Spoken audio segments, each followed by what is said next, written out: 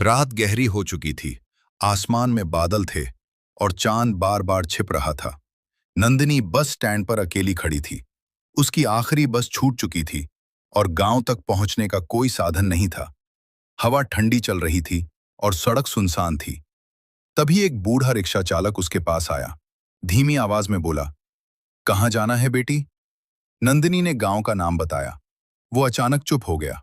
फिर बोला, रास्ते में हवेली पड़ती है, रात में वहां से मत गुजरना। नंदिनी हल्का हंस दी। मैं डरती नहीं। रिक्शा चल पड़ा। रास्ता लंबा था। पेड़ अंधेरे में डरावने लग रहे थे। कुछ देर बाद रिक्शा अचानक रुक गया। आगे मैं नहीं जाऊंगा। नंदिनी ने देखा, सामने टूटी फूटी पुरानी हवेली थी। वो अकेली उतर गई और पैदल चलने लगी। जैसे ही हवेली के पास पहुंची, उसे लगा कोई खिड़की से उसे देख रहा है। उसने कदम तेज कर दिए, लेकिन अचानक अंदर से किसी के रोने की आवाज आई। नंदिनी रुक गई। दिल कह रहा था भाग जाओ, पर जिज्ञासा उसे अंदर ले गई। दरवाजा आधा खुला था। उसने धीरे से धक्का दिया और अंदर कदम रखा। धूल भरी हवा, टूटी कुर्सियां और दीवारों पर पुराने चित्र। अचानक पीछे दरवाजा बंद हो गया। नंदिनी घबरा गई। कोई है? कोई जवाब नहीं। तभी ऊपर से पायल की आवाज आई। धीरे धीरे सीढ़ियों से एक लड़की उतरी। उसका चेहरा उदास था और आंखें खाली। उसने कहा, तुम आ गई। नंदिनी हैरान, तुम मुझे जानती हो? लड़की मुस्कुराई, मैं सालों से इंतजार कर रही थी। सीढ़ियों से उतरकर नंदिनी के सामने आकर रुक गई। उसकी आंखों में अजीब सी चमक थी। नंदिनी ने धीरे से पूछा, तुम कौन हो? लड़की ने जवाब नहीं दिया, बस मुड़ी और बोली, मेरे पीछे आओ। नंदिनी के कदम खुद ब खुद चल पड़े। हवेली के अंदर अंधेरा और गहरा होता जा रहा था। दीवारों पर जाले लगे थे और हर कदम पर लकड़ी चरमराती थी। लड़की उसे एक पुराने कमरे में ले गई, जहां एक टूटा हुआ आईना रखा था। उसने कहा, इसमें देखो। नंदिनी ने आईने में देखा और अचानक पीछे हट गई। आईने में उसका चेहरा नहीं था, बल्कि एक छोटी बच्ची रोती हुई दिख रही थी। ये क्या है? लड़की बोली, ये मेरी कहानी है। वो धीरे धीरे बताने लगी। सालों पहले इस हवेली में एक परिवार रहता था, हंसता खेलता, खुशहाल। लेकिन एक रात लालच और झगड़े ने सब खत्म कर दिया। आग लगी, चीखें गूंजी और सब बिखर गया। उस दिन से किसी की आत्मा यहां भटक रही है। नंदिनी कांप गई। तो तुम? लड़की की आंखें भर आईं। मैं वही हूं। हवा अचानक ठंडी हो गई। कमरे का दरवाजा अपने आप बंद हो गया। नंदिनी घबरा गई। मुझे जाने दो। लड़की बोली, तुम्हें इसलिए बुलाया है क्योंकि तुम ही मेरी मदद कर सकती हो। कैसी मदद? सच्चाई ढूंढने में। अचानक हवेली के दूसरे हिस्से से जोर की आवाज आई। दोनों बाहर दौड़ी। नीचे हॉल में एक पुराना संदूक पड़ा था, जो पहले नहीं था। नंदिनी ने उसे खोला। अंदर पुराने कागज और एक तस्वीर। तस्वीर देखकर नंदिनी का दिल रुक गया। उसमें वही लड़की थी और उसके साथ नंदिनी की दादी। अब रहस्य और गहरा हो चुका था। नंदिनी फुसफुसाई, ये कैसे संभव है? लड़की बस बोली, अब तुम समझ रही हो क्यों तुम्हें यहां आना था। तस्वीर हाथ में लिए नंदिनी चुप खड़ी रह गई। उसके मन में सवाल ही सवाल थे। उसने कांपती आवाज में पूछा, मेरी दादी यहां कैसे? लड़की धीरे से बोली, तुम्हें सच जानना होगा। हवेली का माहौल और भारी हो गया। हवा तेज चलने लगी। खिड़कियां अपने आप बजने लगी। नंदिनी ने कागज उठाए, धीरे धीरे पढ़ना शुरू किया। उनमें लिखा था कि सालों पहले इस हवेली में जमीन के झगड़े को लेकर धोखा हुआ था। किसी ने लालच में आकर परिवार को यहां छोड़ दिया और उस धोखे में नंदिनी की दादी का नाम भी शामिल था। नंदिनी की आंखों में आंसू आ गए। नहीं, वो ऐसा नहीं कर सकती। लड़की शांत आवाज में बोली, हर कहानी के दो पहलू होते हैं। तभी अचानक ऊपर से भारी कदमों की आवाज आई। धड़ धड़ धड़। कोई सीढ़ियों से उतर रहा था। नंदिनी का दिल जोर से धड़कने लगा। अंधेरे से एक परछाई उभरी। एक बुजुर्ग आदमी, थके हुए चेहरे के साथ। उसने कहा, सच्चाई आधी नहीं सुननी चाहिए।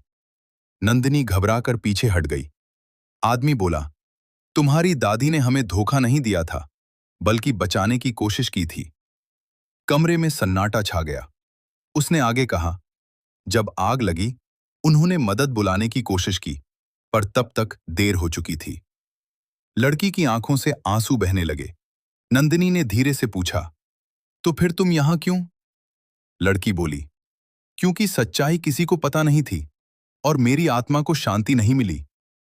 हवा अचानक शांत हो, मैं सबको सच बताऊंगी। तभी हवेली के दरवाजे अपने आप खुल गए। सुबह की हल्की रोशनी अंदर आई। लड़की मुस्कुराई, पहली बार। शायद अब समय आ गया है। और धीरे धीरे उसकी परछाई धुंध में बदलने लगी। नंदिनी चिल्लाई, रुको! पर वो गायब हो चुकी थी। नंदिनी अकेली खड़ी थी, हाथ में तस्वीर और दिल में एक वादा। नंदिनी कुछ देर वहीं खड़ी रही। हवेली अब पहले जैसी डरावनी नहीं लग रही थी, लेकिन उसके मन में सवाल अभी भी थे। उसने तस्वीर को कसकर पकड़ा और बाहर निकल आई। सुबह का उजाला फैल चुका था। पक्षियों की आवाजें आ रही थी। वो तेज कदमों से घर पहुंची। दरवाजा खोलते ही दादी ने पूछा, कहाँ चली गई थी रात भर? नंदिनी कुछ पल चुप रही, फिर तस्वीर उनके सामने रख दी। दादी के चेहरे का रंग उड़ गया। उनकी आंखें नम हो गईं और वो धीरे से कुर्सी पर बैठ गईं। तुम वहां गई थी? नंदिनी ने सिर हिलाया। दादी ने गहरी सांस ली और कहानी बताने लगी। सालों पहले वो हवेली बहुत खुशहाल थी। मैं वहां काम करती थी। एक रात झगड़ा हुआ, आग लग गई। मैं लोगों को बचाने दौड़ी, पर किसी ने मेरी बात नहीं मानी और सबने समझ लिया कि मैं ही दोषी हूं। उनकी आवाज भर्रा गई। नंदिनी ने उनका हाथ पकड़ लिया। अब सच सबको पता चलेगा। उस दिन नंदिनी गांव के लोगों के पास गई और सारी बातें बताईं। पहले तो किसी ने विश्वास नहीं किया, पर जब पुराने कागज और तस्वीर दिखाई तो सब शांत हो गए। गांव के बुजुर्ग बोले, हमसे गलती हुई। उन्होंने तय किया, हवेली की सफाई होगी और वहां प्रार्थना रखी जाएगी। कुछ दिन बाद सब लोग हवेली पहुंचे। दिए जलाए गए, मंत्रों की आवाज गूंजी। नंदिनी को लगा जैसे हवा हल्की हो गई और अचानक उसे वही लड़की दिखी। इस बार वो मुस्कुरा रही थी। उसने धीरे से कहा, धन्यवाद, और रोशनी में विलीन हो गई। नंदिनी की आंखों में आंसू थे, लेकिन दिल हल्का। उसे लगा कुछ अधूरा अब पूरा हो चुका है। पर कहानी यहां खत्म नहीं थी, क्योंकि उसी रात नंदिनी को हवेली से फिर एक आवाज सुनाई दी। एक नई आवाज जो पहले कभी नहीं थी। तहखाने के अंधेरे में वो परछाई धीरे धीरे नंदिनी की ओर बढ़ रही थी। लालटेन की हल्की रोशनी कांप रही थी। नंदिनी की सांसें तेज हो गईं, लेकिन उसने हिम्मत नहीं छोड़ी। कौन है? सामने आओ। कुछ पल सन्नाटा रहा। फिर अंधेरे से एक आदमी बाहर आया। उसका चेहरा थका हुआ और आंखों में डर था। नंदिनी हैरान रह गई। तुम इंसान हो? वो बोला, हाँ, और सालों से यहां छिपा सच संभाल रहा हूं। उसने अपना नाम बताया, रघु। वो हवेली के पुराने मालिक का नौकर था। उसने धीरे धीरे बताया, जिस रात आग लगी सबको लगा हादसा था, लेकिन वो हादसा नहीं था। नंदिनी का दिल जोर से धड़कने लगा। तो क्या था? रघु ने कहा, किसी ने हवेली हथियाने के लिए सब कुछ जलाने की कोशिश की। तहखाने की दीवार पर उसने एक निशान दिखाया, जो आग के बीच भी बचा था। नंदिनी ने चौंक कर देखा। ये तो वो निशान गांव के एक पुराने जमींदार के परिवार का चिन्ह था। नंदिनी को सब समझ आने लगा। मतलब सच छुपाया गया। रघु ने सिर हिलाया। मैंने सब देखा था, पर डर के कारण सामने नहीं आया। अचानक ऊपर से तेज आवाज आई, जैसे कोई हवेली में घुस आया हो। तीनों ने एक दूसरे को देखा। नंदिनी ने कहा, अब सच छुपेगा नहीं। वो सीढ़ियों की ओर बढ़ी।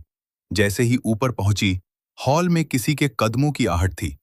दरवाजे के पास एक आदमी खड़ा था, हाथ में टॉर्च लिए। उसने सख्त आवाज में कहा, तुम्हें यहां नहीं आना चाहिए था। नंदिनी का दिल बैठ गया, क्योंकि वो आदमी गांव के मुखिया का बेटा था और उसकी आंखों में साफ डर झलक रहा था।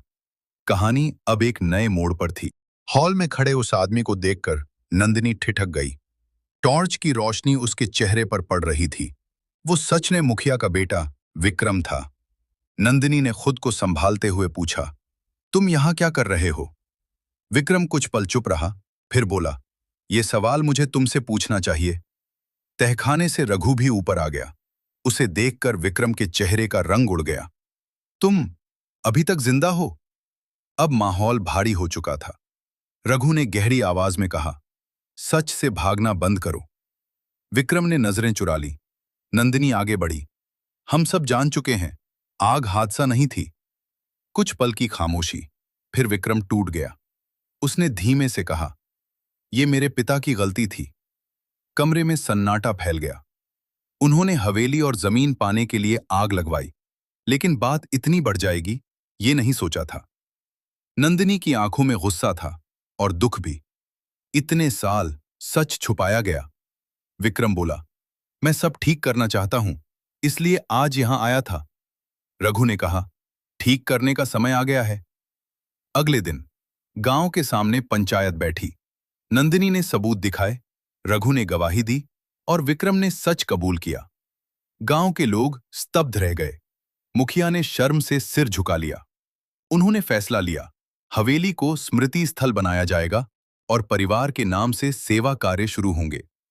उस रात नंदिनी फिर हवेली गई। हवा शांत थी और माहौल हल्का। उसे लगा जैसे कोई पास खड़ा है। वही लड़की। इस बार पूरी शांति के साथ उसने मुस्कुराकर कहा, अब मैं मुक्त हूं, और धीरे धीरे रोशनी में विलीन हो गई। नंदिनी की आंखों से आंसू बहने लगे, लेकिन इस बार दिल में सुकून था। उसे लगा कहानी अब खत्म हो चुकी है। लेकिन घर लौटते वक्त उसे पीछे से फिर कदमों की आवाज सुनाई दी। उसने मुड़कर देखा और जो दिखा उसने उसकी सांसें रोक दी। नंदिनी ने धीरे धीरे पीछे मुड़कर देखा। दिल जोर जोर से धड़क रहा था, पर वहां कोई नहीं था। सिर्फ हवा चल रही थी और सूखे पत्ते जमीन पर उड़ रहे थे। उसने खुद को समझाया, शायद मेरा भ्रम है। लेकिन जैसे ही वो आगे बढ़ी, उसे फिर वही कदमों की आहट सुनाई दी। इस बार उसने तेजी से मुड़कर कहा, कौन है? अंधेरे से एक छोटा लड़का बाहर आया।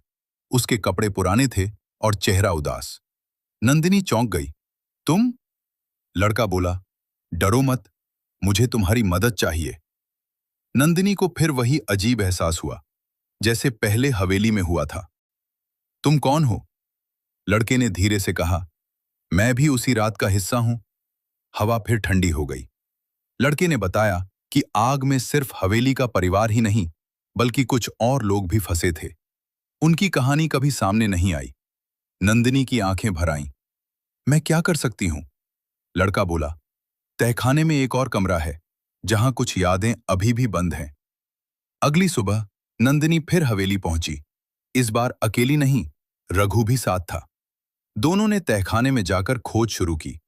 दीवार के पीछे एक छिपा दरवाजा मिला। काफी कोशिश के बाद वो खुला। अंदर पुराने खिलौने, कुछ कपड़े और दीवार पर नाम लिखे हुए थे, उन लोगों के जिन्हें कभी याद नहीं किया गया। नंदिनी की आंखों से आंसू बह निकले। उसने तय किया, उन सब की याद में भी सम्मान होगा। कुछ दिन बाद गांव में फिर एक सभा हुई। इस बार सिर्फ हवेली के परिवार के लिए नहीं, बल्कि उन सभी के लिए जो उस हादसे का हिस्सा थे। दिए जलाए गए, नाम पढ़े गए और प्रार्थना हुई। उस रात नंदिनी ने महसूस किया जैसे हवेली के आसपास की हवा बिल्कुल शांत हो गई, और दूर उसे वही छोटा लड़का दिखा। वो मुस्कुरा रहा था। धीरे धीरे वो भी रोशनी में विलीन हो गया। नंदिनी ने आंखें बंद कर लीं। अब उसे सच में लगा सब खत्म हो गया। लेकिन हवेली की एक खिड़की में अचानक रोशनी जली, जो पहले कभी नहीं जली थी, और कहानी ने फिर एक नया मोड़ ले लिया। हवेली की उस खिड़की में जलती रोशनी को देखकर नंदिनी ठिठक गई। उसका दिल कह रहा था, अब सब खत्म हो चुका है, फिर ये क्या है? अगले ही पल वो वापस हवेली की ओर बढ़ गई। रात शांत थी, लेकिन उसके कदमों की आहट सुनाई दे रही थी। दरवाजा धीरे से खुला और वो अंदर चली गई। हॉल में सन्नाटा था, पर ऊपर वाले कमरे से हल्की रोशनी आ रही थी। वो सीढ़ियां चढ़ने लगी। हर कदम के साथ दिल की धड़कन तेज। कमरे का दरवाजा आधा खुला था। उसने धीरे से अंदर झांका। कमरे में एक दीपक जल रहा था और सामने एक बूढ़ी औरत बैठी थी। नंदिनी चौंक गई। आप? वो चेहरा जाना पहचाना था। वही बूढ़ी औरत जिसने उसे पहली बार हवेली के रास्ते पर चेतावनी दी थी। वो मुस्कुराई। तुमने बहुत कुछ ठीक किया। नंदिनी ने पूछा, आप यहां क्यों? वो बोली, हर जगह कुछ रहस्य होते हैं और हर रहस्य का एक रक्षक। कमरे में हल्की रोशनी फैल गई। मैं इस हवेली की देखभाल करती हूं सालों से। नंदिनी शांत होकर सुनती रही। बूढ़ी औरत ने कहा, अब यहां कोई अशांति नहीं, पर यह जगह तुम्हें बुलाती रहेगी। क्यों? वो बोली, क्योंकि तुमने इसे समझा है। कुछ पल बाद दीपक बुझ गया और जब नंदिनी ने फिर देखा, वो औरत वहां नहीं थी। कमरा खाली था। नंदिनी धीरे से बाहर आई और आसमान की ओर देखा। उसे लगा जैसे उसके जीवन का एक बड़ा अध्याय पूरा हो चुका है, लेकिन साथ ही एक नई जिम्मेदारी शुरू हो गई है। अब वो अक्सर हवेली जाती, दिए जलाती और जगह को शांत रखती। गांव वाले भी अब डरते नहीं थे, बल्कि सम्मान से वहां आते। समय बीतता गया और हवेली एक डरावनी जगह से यादों और सीख की जगह बन गई। और नंदिनी उस कहानी की गवाह जिसने सब बदल दिया। हे गाइस, पार्ट 2 देखने के लिए कमेंट करें। Thank you for watching this video.